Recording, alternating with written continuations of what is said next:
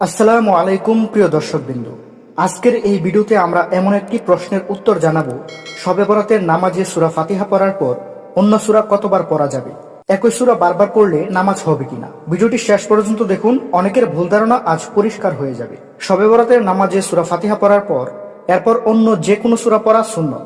এখানে কোনো নির্দিষ্ট সূরা বা সংখ্যা বাধ্যতামূলক নয়। সূরা ফাতিহার পর অন্য সূরা কতবার পড়া যাবে, একবার পড়লেও নামাজ সহিহ, একই সূরা বারবার পড়লেও নামাজ সহিহ, ভিন্ন ভিন্ন সূরা পড়লেও নামাজ সহিহ।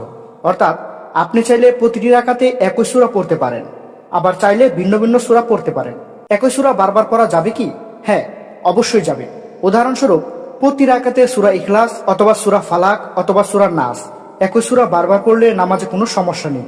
এতে নামাজ নষ্ট হয় না, মাকরুহ হয় না। অনেক সাহাবায়ে কেরামরাও নামাজে একই সূরা বারবার পড়তেন।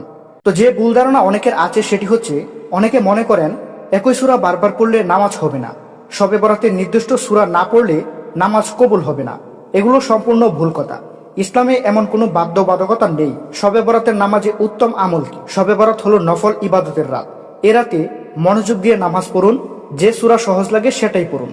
ছোট সূরা হলেও খুশু খুজুর সাথে পড়ুন। আল্লাহর কাছে ক্ষমা ও দোয়া করুন। সূরার সংখ্যা নয়, নিয়ত ও অন্তরের অবস্থা সবচেয়ে গুরুত্বপূর্ণ। শেষ কথা হচ্ছে, শবে বরাতের নামাজে সূরা ফাতিহার পর একই সূরা বারবার পড়া যাবে, একবার বা একাধিকবার পড়া যাবে, ভিন্ন সূরাও পড়া যাবে। সবটাই জায়েজ ইনশাআল্লাহ। প্রিয় দর্শক, এই ছিল ভিডিওটি উপকারী মনে হলে লাইক দিন।